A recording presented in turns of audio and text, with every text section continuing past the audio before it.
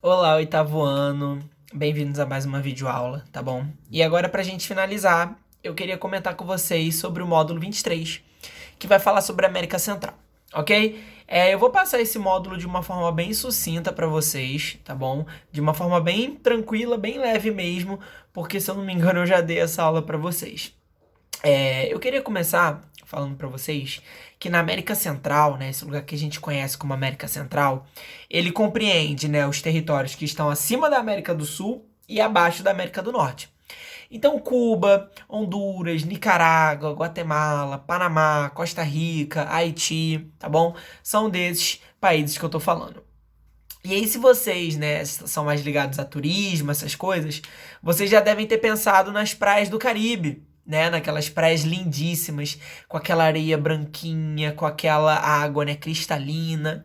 E eu já queria tirando uma curiosidade de vocês. Essa praia, né, é uma característica física dessa região, você ter rochas que são calcáricas, que são umas branquinhas, né?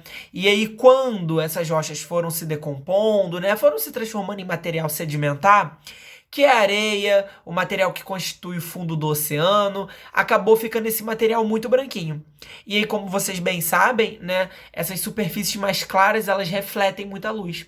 Então é por isso que a água dessa região, ela é tão cristalina assim, por causa de uma formação geológica, ok? De rochas com esse material sedimentar muito mais claro, de característica de calcário, por exemplo, e aí isso vai fazer com que o fundo do oceano, né, e as areias das praias fiquem com essa tonalidade mais branquinha, né, porque vai refletir muito dessa luminosidade, ok? E isso, inclusive, é um aspecto, né, que a gente pode já começar a levar em consideração como um aspecto econômico, certo? Porque o turismo nessa região, ele é muito forte, né? É algo que marca muito esse lugar. Inclusive, gente, eu tenho muita vontade de visitar as praias dessa região, devem ser, ó, perfeitas. Mas agora que eu já tirei essa curiosidade de vocês, eu quero falar um pouquinho do histórico dessa região. Foi uma região que foi colonizada por países europeus, tá bom? De maioria espanhola, mas vamos ter também franceses, britânicos, suíços, holandeses, tá bom? Terão colonizado essa região. E foi uma região que por muito tempo, né, se manteve numa base igual aqui no Brasil, né, uma base agroexportadora, certo? Por quê? Porque são países tropicais, certo? São países onde a produção de banana, a própria soja, né? Mas naquela época a banana era muito mais forte, o próprio café também, seriam produtos muito fomentados, tá bom? Para que se exportasse isso para os países europeus, beleza? E aí esses países, eles viveram com essa base, certo? Os europeus exploraram essa região e fizeram com que esses países fossem países assim pouco industrializados, que tivessem mesmo essa base agrícola, ok? Para exportar esses produtos para países europeus, porque lá não tinha o clima necessário para o cultivo de qualidade, né? Com a qualidade que tinha desses produtos que possuíam aqui na América do Sul e agora aqui na América Central, ok? Então, por causa dessa colonização, né, que foi uma colonização que explorou muito, né, desse território, explorou muito o solo, e foi pouco desenvolvida, né, com pouca tecnologia, essa região acabou não se tornando uma região muito relevante tecnologicamente falando. Se a gente fosse fazer um panorama, eu diria que eles são bem parecidos aqui com a América do Sul, tá? São países agroexportadores, assim, tirando alguns outros países, tá? Tirando Cuba, tirando Panamá, tirando a própria Guatemala, que são países mais ok, os outros países vão ser mais subdesenvolvidos mesmo. Não que esses outros não sejam, tá? Eles são também. Mas é que esses outros vão ter uma base um pouquinho maior. Tá bom? Então vamos lá. Eles vão manter essas características, né, até hoje em dia, de exportação e plantação de produtos tropicais, ok? Serão pouco industrializados. Então o principal setor da economia será esse primeiro, certo? E o turismo, que é o terceiro setor da economia, que é esse setor de prestação de serviços, ok? São os principais setores. A industrialização, ela é fraca, ok? Com exceção do Panamá, que aí a gente vai ter uma produção petrolífera e tal, vamos ter também o canal do Panamá, que vai acabar dando um pouquinho mais de grau de tecnologia para esse lugar. Mas tirando o Panamá, os outros países eles têm isso muito fraco, né? Essa industrialização muito fraca. É característica também desses países por causa da colonização, que foi muito desigual, tá bom? Não foi uma colonização que beneficiou as comunidades mais pobres. A gente vai ter, pelo subdesenvolvimento, né? Por causa do subdesenvolvimento, índices de analfabetismo altos entre esses países. E, como é de praxe, né, dos países aqui da América, uma concentração de renda. Então, os países, os mais ricos, concentram muita renda e os mais pobres, eles acabam tendo, né, essa pouquíssima renda para eles, ok? Como eles são um país de base agrária, ok? Então, de plantação e tal, a gente também não vai ter esse grande agronegócio, esse grande incentivo ao agronegócio, como é aqui no Brasil. Eles vão se manter numa mão de obra mais familiar mesmo, pequenos produtores, aí vão plantar batata, milho, tá bom? Eles vão se manter numa mão de obra mais simples e mais familiar, menos tecnológica, ok? E por causa do grau de analfabetismo alto, o grau de pobreza muito alto, a gente vai ter, obviamente, uma baixa qualidade de vida, né, para essas populações mais pobres. E, como consequência, uma grande mortalidade infantil, tá bom? Então, não são países que esbanjam altos índices, né, de desenvolvimento, com exceção de alguns, tá bom? Como é o caso do Panamá, da Guatemala, da própria Cuba, que embora também façam parte desses países, acabam sendo regiões que esses índices são muito baixos. Assim, analfabetismo em Cuba quase não existe, né? O IDH de Cuba, o IDH de Costa Rica, Panamá, são IDHs considerados como altos, né, pela ONU. Então, assim, estou generalizando, porém saibam que existam exceções nesse território, ok? Sendo que o grande barato desse território é como eles se relacionam com os Estados Unidos, né? Que é um país que está ali do lado deles e que tem essa característica, né, de ser um país imperialista, ok? Vamos lá, eu quero começar falando para vocês de dois casos. Eu quero comentar sobre o caso de Cuba e o caso do Panamá, beleza? Vale ressaltar que os Estados Unidos, galera, ele desde sempre, ele vem querendo tirar os europeus dali. Por quê? Lembra daquele ditado da doutrina Monroe, América para os americanos? Pois é, eles queriam isso. Eles não estavam satisfeitos com a presença europeia em um território do lado deles. Eles queriam que eles dominassem aquele lugar e não a Europa.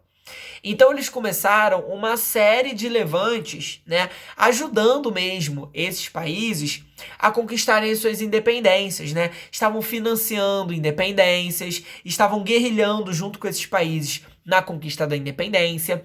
E um desses países foi Cuba. Ok? Houve até uma guerra, né, que ficou conhecida como a Guerra Hispano-Americana em 1898, né? Se eu não me engano foi essa data, que os Estados Unidos ajudou, né, Cuba a conseguir se tornar independente, certo? Então os Estados Unidos sempre tentando mover ali os seus pauzinhos.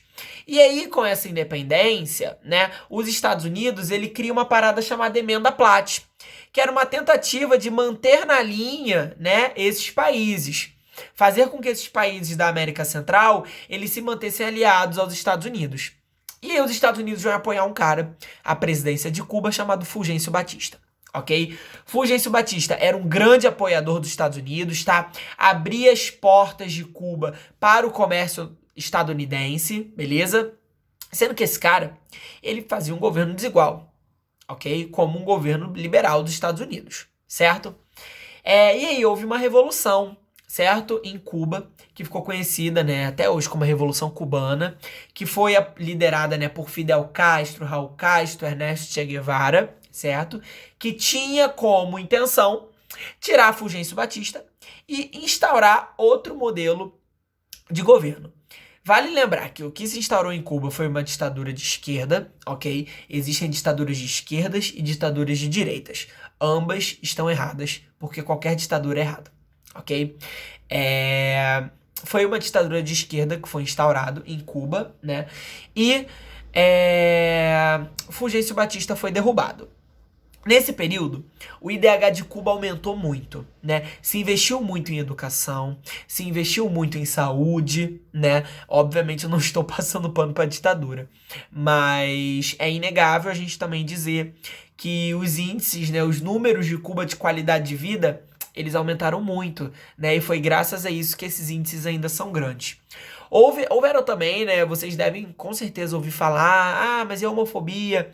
Isso é verdade, tá bom? Cuba passava por um grande problema de homofobia naquela época, então muitos gays eram sim reprimidos, tá bom? Então eu estou apresentando aqui pra vocês todos os lados, tanto os positivos quanto os negativos, ok? E aí os Estados Unidos, obviamente, ficou muito revoltado, né, com essa postura de Cuba. Houve também o apoio popular para essa revolução, então os Estados Unidos ficou muito revoltado. E aí criou um embargo econômico, né, a Cuba. Quer dizer que os países, né, que negociassem com Cuba não poderiam negociar com os Estados Unidos. E aí, obviamente, né, quem iria querer perder essa parceria comercial com os Estados Unidos para ter um parceiro comercial como Cuba, né, que é um mercado bem menor? Isso não iria acontecer. Então os países acabaram optando, tá, por continuar comercializando com os Estados Unidos. E aí a União Soviética viu disso uma ótima oportunidade, né? Ter um parceiro, ter um aliado socialista, né, do lado dos Estados Unidos. Então Cuba acaba fechando negócios, né, com a União Soviética, porque era quem queria fechar negócios com ele, né? Era uma das potências mundiais tentando fechar ali negócio com eles, ok? Cuba não é idiota, né, gente? Eles não iam recusar uma ajuda como da União Soviética naquele período, ok? Então não foi Cuba que buscou a União Soviética não, tá? Foi a União Soviética que deu uma buscadinha de Cuba naquele momento. E é por isso, por causa desse embargo econômico e tal, porque vale lembrar que a União Soviética ela estava em crise também, né, gente? A União Soviética ela acabou.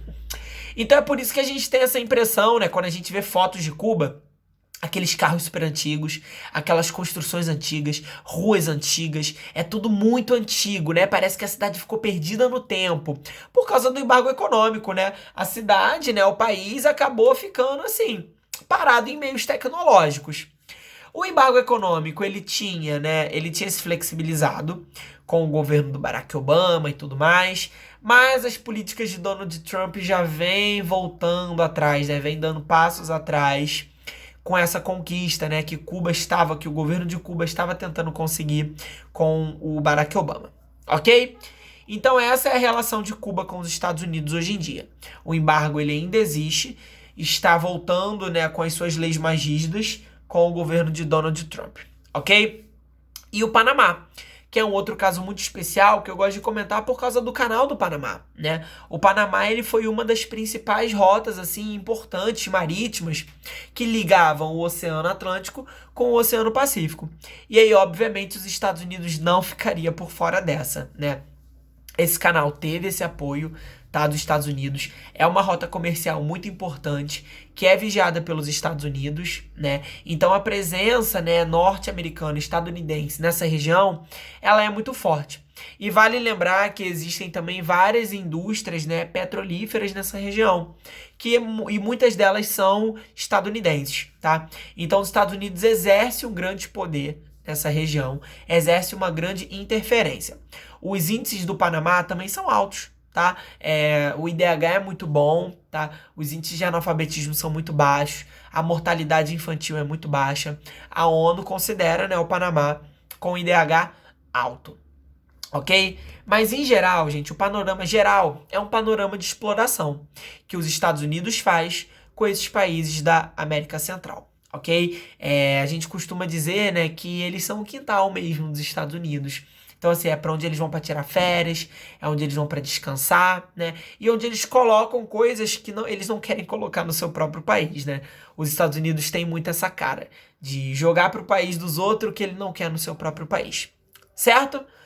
Galera, isso é de forma bem sucinta, tá? Isso foi de longe uma videoaula mais completa sobre os países da América Central. Vocês podem dar uma olhadinha nesses módulos na apostila, ok? E eu tenho certeza também que eu já dei esse módulo para vocês em sala, ok? Então, um abraço, tá, gente? E até a próxima.